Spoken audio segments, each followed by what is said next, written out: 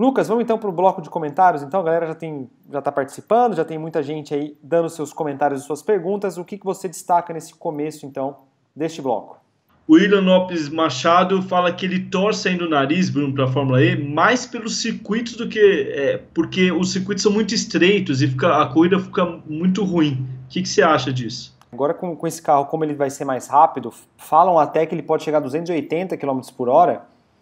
A intenção é que também, né, e aí acrescenta um desafio logístico a mais que a categoria já tem, é de mexer nos circuitos, né, de fazer circuitos ainda maiores, talvez mais largos também, porque vai mudar tudo, né, o carro vai ser mais pesado, vai ser mais rápido e tudo mais.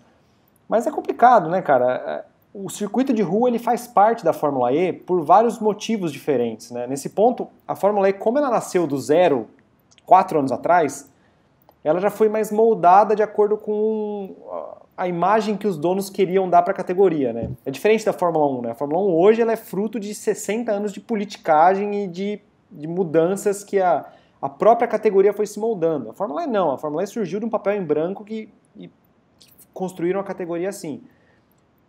Correr em circuito de rua faz sentido para a Fórmula E em vários motivos, né? Primeiro, pela questão de discurso, né? Que você vai falar, poxa, carro elétrico é o futuro do transporte urbano, então nada mais lógico do que você botar para correr em Paris, colocar em Roma, né? Do que você botar para colocar no interior da Inglaterra, em Silverstone, por exemplo. Então nesse ponto faz muito sentido. E faz sentido também porque o carro de hoje da Fórmula E, ele é um carro muito lento, né? Ele é um carro muito lento. Então se você coloca um circuito exclusivo da Fórmula E, que ela praticamente não divide a pista com categoria nenhuma, além de dar uma sensação de velocidade maior, você colocar no circuito mais próximo, né, como você já falou disso mais cedo, né, Lucas? Você não tem essa referência de como esse carro é lento, né? E eu não falo isso querendo desmerecer a Fórmula E, mas até porque esse novo carro tende a ser muito mais rápido. Mas hoje o carro da Fórmula E é muito lento. Ela dividiu o circuito, por exemplo, com o Marrakech, com o WTCC, ela não virava muito mais rápido do que o WTCC. A gente não está falando do DTM, a gente não está falando do Super GT, é o WTCC. É uma categoria que virou pouco mais rápido do que o WTCC. Então isso ajuda a mascarar um pouquinho essa deficiência da Fórmula E ainda, né, em termos competitivos. Então é complicado, cara, é complicado. É uma categoria que vai ser moldada em circuitos de rua por um tempo, não sei se mais para frente eles podem mudar isso, mas e circuito de rua vai ser assim, cara. Vai ter circuito bom, vai ter um circuito melhor do que outro, mas no geral, né, no porte de eventos que a Fórmula E quer fazer, vão ser circuitos mais apertados, vão ser circuitos menores, né? E até por questão de, por exemplo, a Fórmula E atual, como tem essa troca de carro, o circuito ele tem que ser mais curto. Você não vai fazer uma corrida com poucas voltas, porque aí a dinâmica da corrida fica um pouco diferente.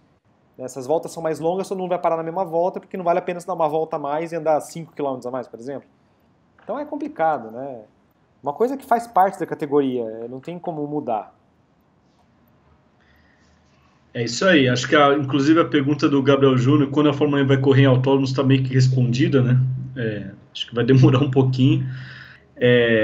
Aí tem muita gente aqui falando dessa questão da Globo. O Cleiton Santos, a Globo já vem olhando a Fórmula E, agora mandaram massa para lá, eles vão vender bem a categoria para o público brasileiro.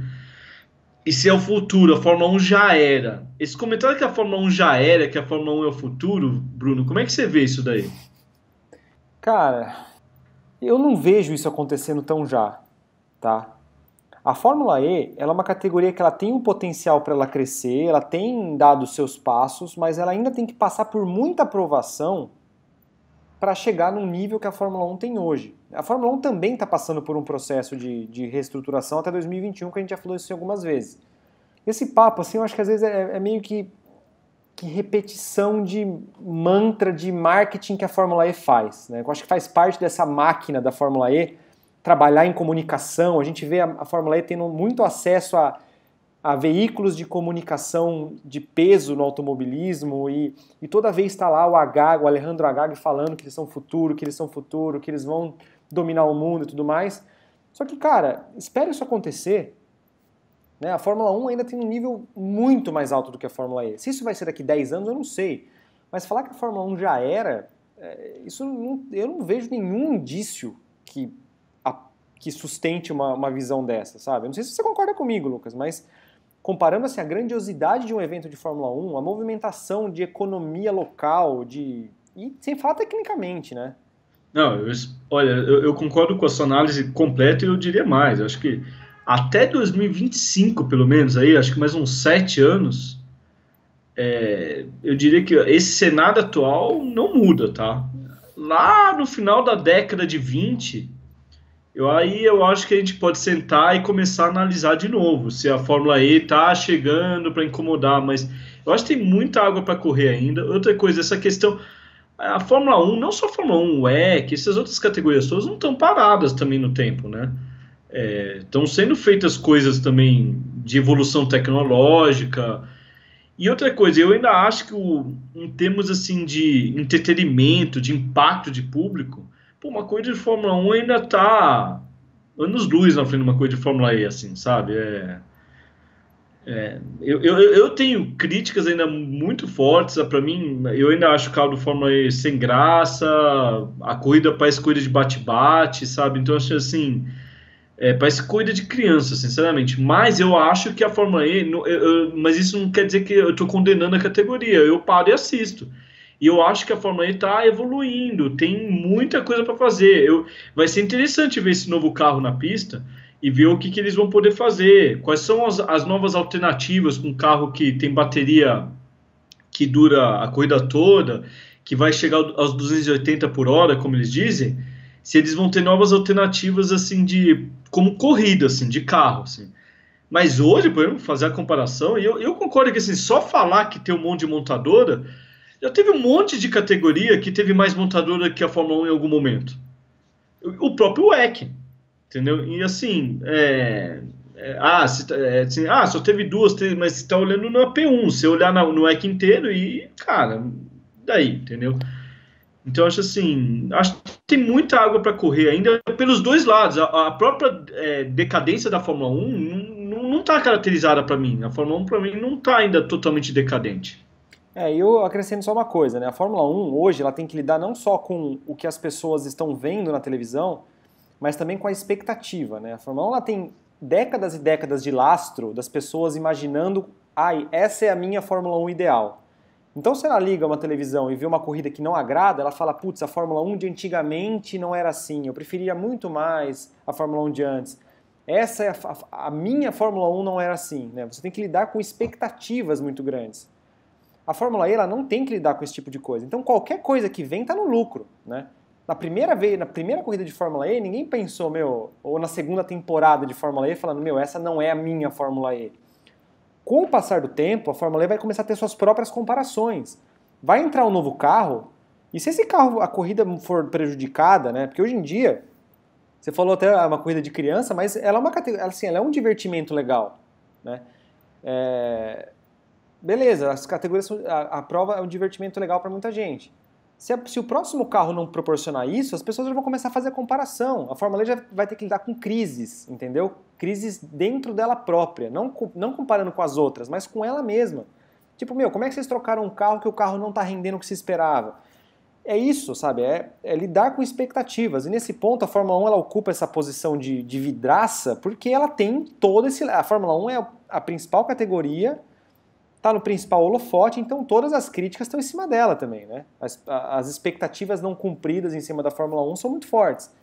A Fórmula E não, ela é uma franco-atiradora hoje, né? Pô, se inventou um carro novo, Fan Boost, eu acho que Fan Boost, pensando em forma esportivamente, eu acho uma aberração, né? É legal para marketing, para você fazer as pessoas se engajarem, participarem, votarem e tal, legal, funciona, perfeito. Mas pensando em esporte, para um esporte levado a sério, você dá uma vantagem em termos de voto de internet. Teve piloto há tempo atrás, foi o Daniel Abt, que estava suspeitando que tinha piloto que estava contratando aqueles escritórios na China lá, que vocês conseguem fazer aqueles monte de votos para botar piloto X no Fan Boost. Isso te dá acho que dava 50 kW a mais no uso ali. Você vai dar uma vantagem esportiva num cara com base em votação de internet, né? Pensando de forma esportiva, eu acho isso um absurdo, entendeu? Só que a Fórmula E ela não é criticada, porque ela não tem essa expectativa. As pessoas não vão xingar e falar, essa não é a minha Fórmula E, a Fórmula E que eu aprendi a gostar. Porque a categoria é super recente. Então vamos dar tempo ao tempo, cara. A Fórmula E, eu já falei isso outras vezes aqui, eu acho que eu mantenho, que ela é um bebê que está começando a engatinhar, cara. Se esse bebê vai se tornar o presidente da República ou se... A gente não sabe, a gente vai esperar, tem que esperar para ver. Vamos dar tempo ao tempo. Bruno, imagina, se coloca uma coisa parecida com o fanbush na Fórmula 1, eu acho que a casa cai, né? Não, já caiu por muita coisa pior, já caiu por coisa muito menor, cara. Já tem gente setando pau na Fórmula 1 por coisas muito menores. O Ivanildo Souza aqui acha que se o Pietro Fittipaldi não tivesse acidentado, seria candidato a uma vaga na Fórmula 1. Não. Ele ia testar na Haas, né, Bruno? Mas você acha que ele realmente estava forte assim por uma vaga? Cara, assim, uma coisa que conta muito contra o Pietro, né, contava, né, agora que a carreira dele está em modo de espera por alguns meses e pensar em Fórmula 1 para ele agora é fora de cogitação. Era que ele não estava fazendo nenhuma campanha fixa, né? Por mais que é bom para um piloto da idade dele não ficar parado, ele tá fazendo 3 campeonatos ao mesmo tempo. Ao mesmo tempo que ele está fazendo 3 campeonatos ao mesmo tempo, ele não está fazendo nenhum, né? Ele não teve nenhum campeonato em que ele estaria construindo uma campanha, se botando numa posição de protagonista, lutando por um título, né? Ele não ia ter isso em lugar nenhum. E isso também, né? Cara, eu bato nessa tecla, às vezes eu pareço um louco, aqueles malucos que ficam no calçadão lendo a Bíblia em voz alta e ninguém escuta. Que é o ponto da superlicença, né? O Pietro Fittipaldi, ele não tem os pontos da superlicença. A Fórmula 1 ela tem esse sistema. Você precisa marcar os pontos na categoria de base para você poder chegar à Fórmula 1. O Pietro não tem esses pontos e ele fazendo essas campanhas divididas, ele não ia conseguir esse ponto, né? Ele falou aqui pra gente que na condição dele ele podia pedir uma condição especial e tal, não sei o quê, mas esse ano ele escolheu fazer uma campanha desse jeito, né? Então não é que assim, putz, eu tenho uma proposta para entrar na Fórmula 1 de imediato, então deem um jeitinho aí. Não, ele teve tempo, ele teve todas as condições de conseguir os pontos e ele não conseguiu, né? Então ele ia fazer o teste na Haas, mas, cara, tem essa questão de superlicença, ele não tem esses pontos, ele não ia conseguir esses pontos fazendo essas campanhas picotadas, né? O EC fazendo meia campanha no EC, meia campanha na Super Fórmula, um pouco de Fórmula Indy. Ele não ia conseguir esses pontos, então...